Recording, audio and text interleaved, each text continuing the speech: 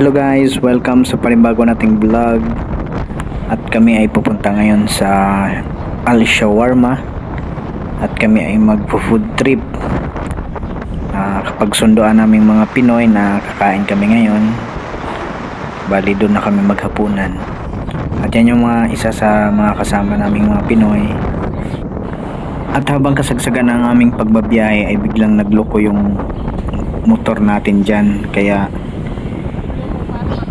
nag-stuck kasi yung accelerator niya. Kahit bitawan ay kusang nagre-revolution. Kung mapapansin nyo yan, nag-usok. Kahit binitawan ko na yung accelerator. Pero syempre, to the rescue yung mga tropa natin dyan. Chine-check din nila yan kung kaya pa bang gawa ng paraan. Ayan. Kung papansin nyo, pinagtutulungan na namin. Bali, hinihila-hila ko yan para baka pwede pang lumuwag yung accelerator niya. Ayan. At ititesting natin kasi medyo nahila na natin. Ayan, pakinggan nyo. Yun, wala pa rin. Kaya napagdesisyon na namin dyan ay iiwan na lang kaysa matagalan kami. Kasi paggabi na rin that time. Kaya iiwan na lang natin dyan sa gilid. Tapos syempre ilalak natin kasi dito din sa Saudi may mga magnanakaw din. Kaya tuloy ang lakad. Yan. Biyahe na ulit. Pero nakiangkas na lang ako sa kasamahan ko dyan kasi iniiwan na natin yung motor doon. Yan, ganito kalawak yung ano namin, pinagtatrabahoan. Ito yung company namin dyan. Shrimp Company. Bali ganito lang yan yung isa sa kasiyahan namin mga Pinoy. Yung kumain sa labas kasi wala iba talaga mapagkakalibangan. Yan yung mga taga Pampanga. Tapos yung isa naman dyan ay taga Quezon Province. Yan, halo-halo kami dito. May Tagalog, Pampangueño, Bisaya. Yan. Bali, ang titirahin namin ngayon doon ay yung biryani rice. Isa sa sikat na mga pagkain dito sa Saudi Arabia. Yan, medyo padilim na. At bali pala yung mga motor namin ay iniwan lang namin sa gate kasi bawal kasi dalhin sa labas. Kung makikita nyo yung mga ilaw, yan yung pupuntahan namin. Diyan kami kakain. Yan, lakad-lakad, exercise na din. Lakad ng lakad. Ayan o, dito na kami sa may mga, ito na yung nakikita nyo kanina, yung mga may ilaw-ilaw. Kung mapapansin nyo, kanina medyo maliwanag pa. Ngayon madilim na. Ganyan kalayo yung nilalakad namin bago kami makarating sa restaurant na pagkakainan namin. Yan, kung dami naming mga Pinoy dyan. Halo-halo. May Jinsan, may Sikihor.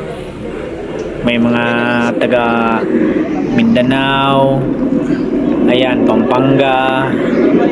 Tapos may Dumaguete. May Sikihor.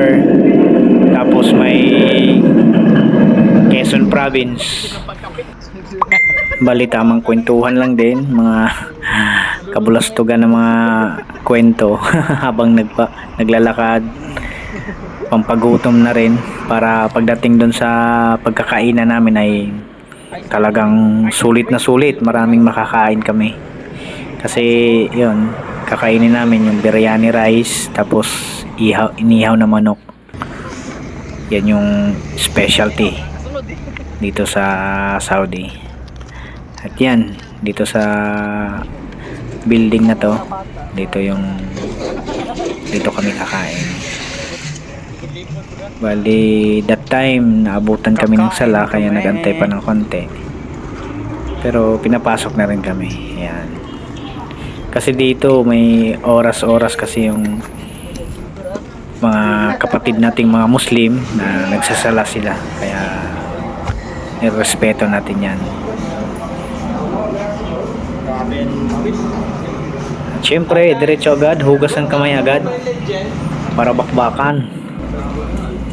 Ganito At yan, ilatagan na tayo ng plastic.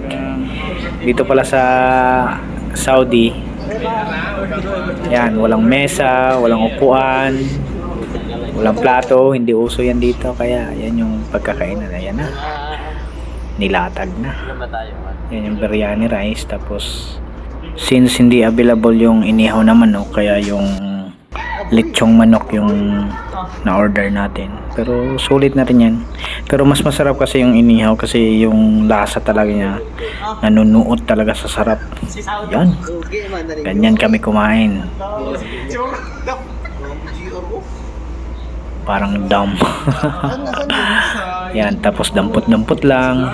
Yan. Tumpok, yan, may sibuyas, may cucumber, tapos may cabbage. Yan yung mga side dish nila dito. Yan. Ganito kami mag-picnic. Yan yung food trip natin ngayon. Yan. Selfie-selfie muna para may konting remembrance. Diyan may hot sauce, completos regados. Tara, banat na. Dito natin makikita kung sinong malalaki ang mga subo natin dito.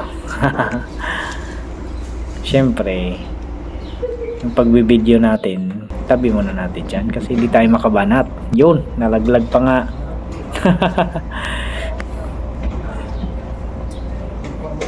Yan, baba na tayo kasi kung magbibideo lang tayo lagi ay lugi tayo sa mga tropa natin.